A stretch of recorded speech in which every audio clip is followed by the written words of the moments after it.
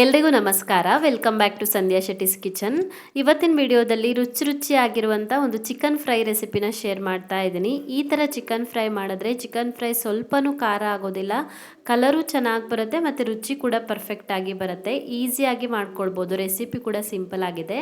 Recipe ಶುರು ಮಾಡೋದಕ್ಕಿಂತಲೂ ಮುಂಚೆ ನೀವು ನನ್ನ ಚಾನಲ್ಗೆ ಏನು ಸಬ್ಸ್ಕ್ರೈಬ್ ಮಾಡಿಲ್ಲ ಅಂದರೆ ಇವಾಗಲೇ ಸಬ್ಸ್ಕ್ರೈಬ್ ಮಾಡ್ಕೊಳ್ಳಿ. ಹಾಗೆಯೇ ಬೆಲ್ ಐಕಾನನ್ನು ಪ್ರೆಸ್ ಮಾಡಿಬಿಟ್ಟು ನೋಟಿಫಿಕೇಷನನ್ನು ಆನ್ ಮಾಡ್ಕೊಳ್ಳಿ. ಫಸ್ಟಿಗೆ ಚಿಕನ್ ಫ್ರೈ ಮಾಡೋದಕ್ಕೆ ಬೇಕಾದಂಥ ಮಸಾಲೆಗಳನ್ನು ಹುರ್ಕೊಳ್ಳೋಣ. ಒಂದು ಬಾಣಲಿನ ಕಾಯಿಸ್ಬಿಟ್ಟು ಅದಕ್ಕೊಂದು 5ರಿಂದ 6 ಬ್ಯಾಡಗಿ ಮೆಣಸಿನ್ಕಾಯಿನ ಸೇರಿಸಿ ಹುರ್ಕೊಳ್ಬೇಕು. ಉರಿನ ಮೀಡಿಯಮ್ ಫ್ಲೇಮಲ್ಲಿ ಇಟ್ಕೊಳ್ಳಿ. ಉರಿನ ಮೀಡಿಯಮ್ ಫ್ಲೇಮಲ್ಲಿ ಇಟ್ಕೊಂಡು ಒಂದು 2 ನಿಮಿಷದವರೆಗೂ ಹುರ್ಕೊಳ್ಬೇಕು ಮೆಣಸಿನ್ಕಾಯಿನ. ಎಣ್ಣೆ ಸೇರಿಸಬಾರ್ದು. ನಂತರ ಇದಕ್ಕೆ 1 ಟೇಬಲ್ ಸ್ಪೂನ್ ಆಗೋಷ್ಟು ಧನಿಯಾ ಕಾಳನ್ನು ಹಾಕೋಬೇಕು. 1/4 ಟೇಬಲ್ ಸ್ಪೂನ್ ಆಗೋಷ್ಟು ಕಾಳು ಮೆಣಸು ಮತ್ತು 1/4 ಟೇಬಲ್ ಸ್ಪೂನ್ ಆಗೋಷ್ಟು ಜೀರಿಗೆ ಹಾಕ್ಕೊಳ್ಬೇಕು. ಇವಾಗ ಇದನ್ನು ಕೂಡ ಮತ್ತೆ ಒಂದು 2 ನಿಮಿಷದವರೆಗೂ ಮೀಡಿಯಮ್ ಫ್ಲೇಮಲ್ಲಿ ಹುರ್ಕೊಳ್ಬೇಕು. ಹುರ್ಕೊಂಡಿರುವಂಥ ಮಸಾಲೆ ಐಟಮ್ಸ್ ತಣಿತಿದ್ದ ಹಾಗೆಯೇ ಇದಕ್ಕೆ ಇವಾಗ 1 ಈರುಳ್ಳಿ ಹಾಕ್ಕೊಳ್ತಾ ಇದ್ದೀನಿ. ರುಬ್ಕೊಳ್ಳೋದಕ್ಕೆ ಇದು ಒಂದು 5ರಿಂದ 6 ಎಸ್ಲು ಆಗೋಷ್ಟು ಬೆಳ್ಳುಳ್ಳಿ ಹಾಕ್ಕೊಳ್ಬೇಕು. ಒಂದು ಸಣ್ಣ ಪೀಸ್ ಆಗೋಷ್ಟು ಹುಣಸೆ ಹಣ್ಣನ್ನು ಹಾಕಿಬಿಟ್ಟು ಇದನ್ನ ಇವಾಗ ನುಣ್ಣಗೆ ರುಬ್ಕೊಳ್ಬೇಕು. ನೀರು ಎಷ್ಟು ಬೇಕೋ ಅಷ್ಟು ನೀರನ್ನು ಹಾಕ್ಕೊಳ್ಳಿ. ನಾನಿಲ್ಲಿ ಅರ್ಧ kg ಆಗೋಷ್ಟು ಚಿಕನನ್ನು ತೊಗೊಂಡಿದ್ದೀನಿ ಫ್ರೈ ಮಾಡೋದಕ್ಕೆ.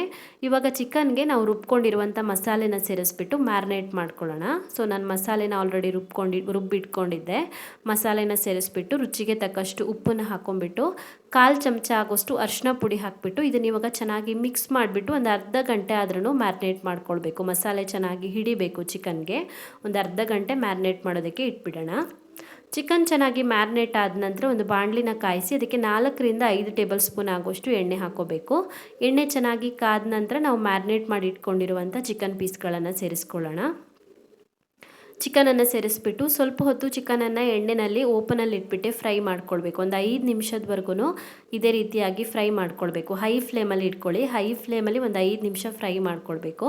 5 ನಿಮಿಷ ಫ್ರೈ ಮಾಡ್ಕೊಂಡ ನಂತರ ಮುಚ್ಚಿಬಿಟ್ಟು ಮೀಡಿಯಮ್ ಫ್ಲೇಮಲ್ಲಿ ಕುಕ್ ಮಾಡ್ಕೊಳ್ಬೇಕು. ಮುಚ್ಚಿಬಿಟ್ಟು ಮೀಡಿಯಮ್ ಫ್ಲೇಮಲ್ಲಿ 15 ನಿಮಿಷದವರೆಗೂ ಬೇಯಿಸ್ಕೊಳ್ಬೇಕು. ಸೊ 15 ನಿಮಿಷ ಬೇಯಿಸ್ಕೊಂಡಿದ್ದೀನಿ ಚಿಕನನ್ನು. ಚಿಕನ್ ಚೆನ್ನಾಗಿ ಬೆಂದಿದೆ. ಇವಾಗ ಇದನ್ನು ಫ್ರೈ ಮಾಡ್ಕೊಳ್ಳೋಣ. ಇವಾಗ ಮುಚ್ಚಬಾರ್ದು, ಓಪನಲ್ಲಿ ಇಟ್ಬಿಟ್ಟು ಫ್ರೈ ಮಾಡ್ಕೊಳ್ಬೇಕು. ಉರಿ ಮೀಡಿಯಮ್ ಫ್ಲೇಮಲ್ಲಿನೇ ಇರಲಿ. ಮೀಡಿಯಮ್ ಫ್ಲೇಮಲ್ಲಿ ಓಪನಲ್ಲಿ ಇಟ್ಬಿಟ್ಟು ಒಂದು 5 ನಿಮಿಷದವರೆಗೂ ಫ್ರೈ ಮಾಡ್ಕೊಳ್ಬೇಕು. ಚಿಕನ್ನಲ್ಲಿರುವಂಥ ನೀರಿನ ಅಂಶ ಎಲ್ಲ ಪೂರ್ತಿಯಾಗಿ ಡ್ರೈ ಆಗಬೇಕು. ಸೊ ಇದು ಪೂರ್ತಿಯಾಗಿ ಡ್ರೈ ಆಗಿ ಕಲರ್ ಡಾರ್ಕ್ ಆಗುತ್ತೆ, ಅಲ್ಲಿವರೆಗೂ ಫ್ರೈ ಮಾಡ್ಕೊಳ್ಬೇಕು. ನೋಡಿ ಈ ಥರ ಆಗುತ್ತೆ. ನೋಡಿ ಪೂರ್ತಿ ಫ್ರೈ ಆದಾಗ ಈ ಥರ ಆಗೋವರೆಗೂ ಫ್ರೈ ಮಾಡ್ಕೊಳ್ಬೇಕು. ಈ ಥರ ಡ್ರೈ ಆಗಿಬಿಟ್ಟು ಕಲರ್ ಸ್ವಲ್ಪ ಬ್ರೌನ್ ಬರಬೇಕು. ಲೈಟಾಗಿ ಬ್ರೌನ್ ಕಲರ್ಗೆ ಬರೋವರೆಗೂ ಫ್ರೈ ಮಾಡ್ಕೊಳ್ಬೇಕು. ಸೊ ರುಚಿಯಾಗಿರುವಂಥ ಚಿಕನ್ ಫ್ರೈ ರೆಡಿ ಆಗಿಬಿಟ್ಟಿದೆ. ರುಚಿಯಂತೂ ತುಂಬಾ ಚೆನ್ನಾಗಿ ಬರುತ್ತೆ.